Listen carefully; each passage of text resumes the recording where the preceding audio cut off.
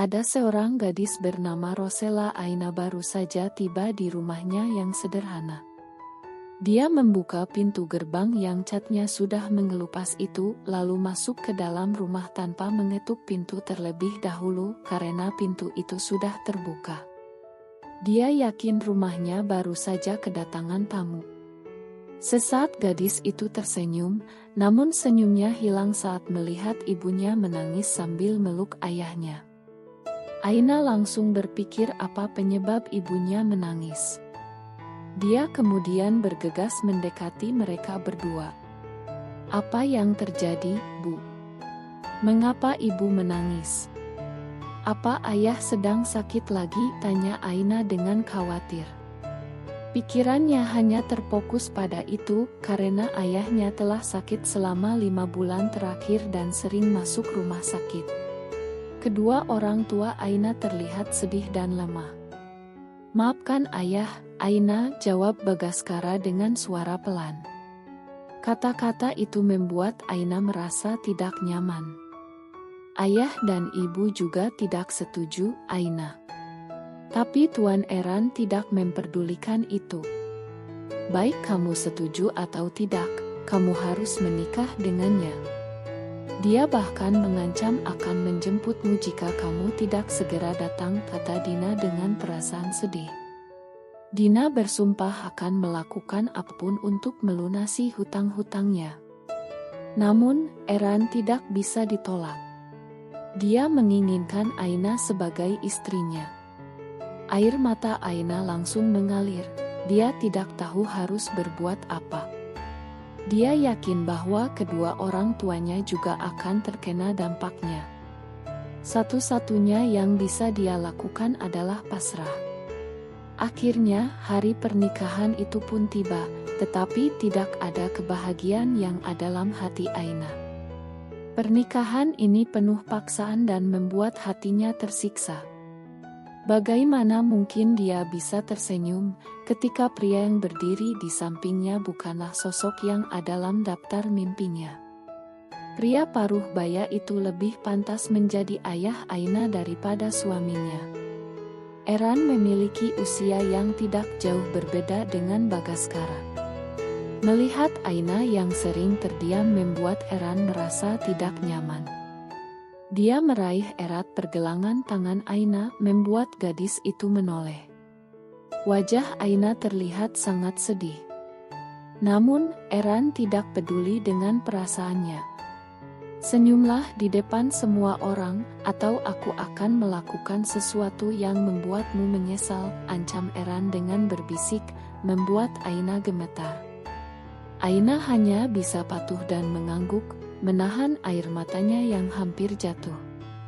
Dengan berusaha tersenyum manis, Aina membuat semua orang berpikir bahwa ia bahagia dengan pernikahannya.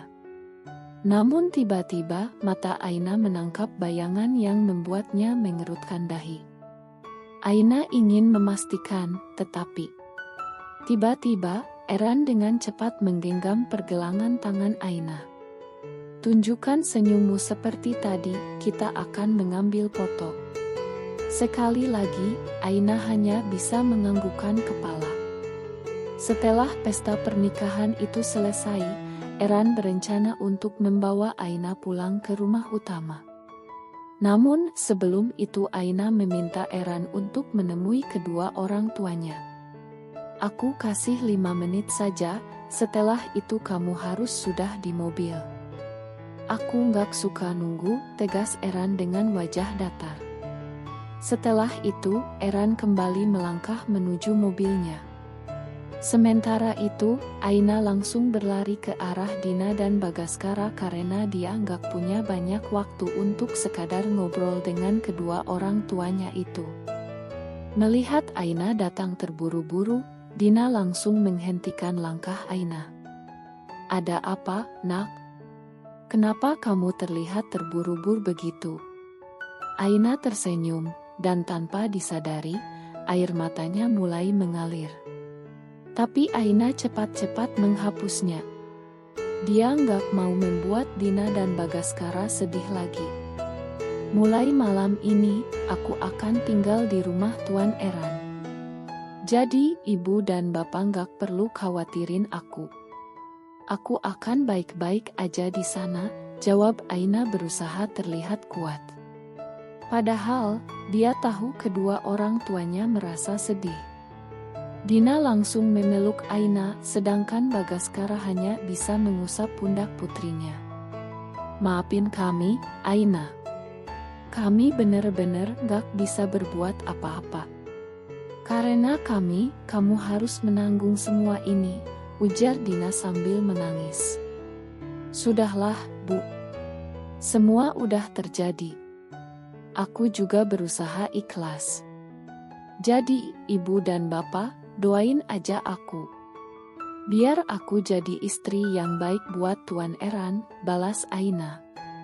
Tapi, Aina. Buruan naik, teriak Eran, memotong perkataan Dina. Eran udah bosan nungguin Aina yang kebanyakan ngobrol. Suamiku udah nungguin aku, Bu. Aku harus pergi sekarang. Ibu dan bapak tolong jaga dia. Jangan khawatirin aku lagi, ujar Aina mantap. Dia melepaskan pelukan Dina meskipun rasanya berat. Lalu dia melangkah ke arah mobil Eran. Di balik punggung yang gemetar, air mata Aina terus jatuh. Tapi dia terus menghapusnya dengan cepat karena Eran mengomel, aku udah ngasih peringatan, tapi kok enggak didengerin. Dasar bandel, begitu Aina sudah duduk di sampingnya. Maafkan aku, Tuan, jawab Aina sambil menundukkan kepala. Namun, Eran tidak ingin mendengar apa yang keluar dari mulut istrinya. Ia malah meminta supir untuk segera membawanya pulang ke rumah utama. Di sana, ia tinggal bersama para pekerjanya, karena kedua putranya memilih untuk tinggal di apartemen masing-masing. Ya, Eran adalah seorang duda yang memiliki 2 anak. Putra pertamanya adalah seorang direktur yang siap mengikuti jejaknya, sementara putra bungsunya masih kuliah. Tiba di rumah mewah itu, Eran langsung turun dan meminta pelayan untuk mengantar Aina ke kamarnya. Antar dia dan tunjukkan di mana letak kamarnya. Setelah mengatakan itu, Eran pergi ke kamarnya sendiri yang ada di lantai 2. Ternyata ia tidak ingin tidur di satu kamar dengan istrinya. Eran telah menyiapkan satu kamar untuk Aina tepat di sebelah gudang. Ia juga tidak memberikan pelayan khusus karena Aina hanya akan menjadi pembantu.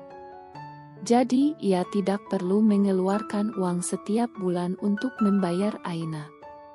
Perkenalkan, Nona, saya Naomi, kepala pelayan di sini. Biar saya antar Nona ke kamar, kata Naomi memperkenalkan diri pada Aina. Aina mengangguk sopan.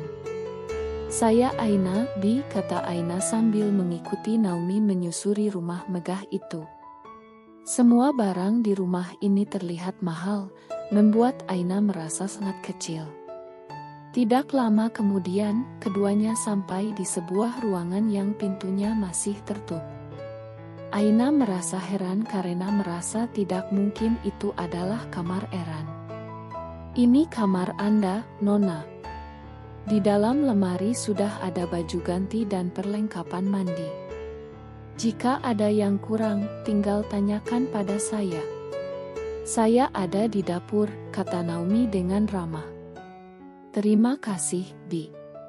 Tapi suami saya ada di dalam, kan, tanya Aina dengan sedikit ragu.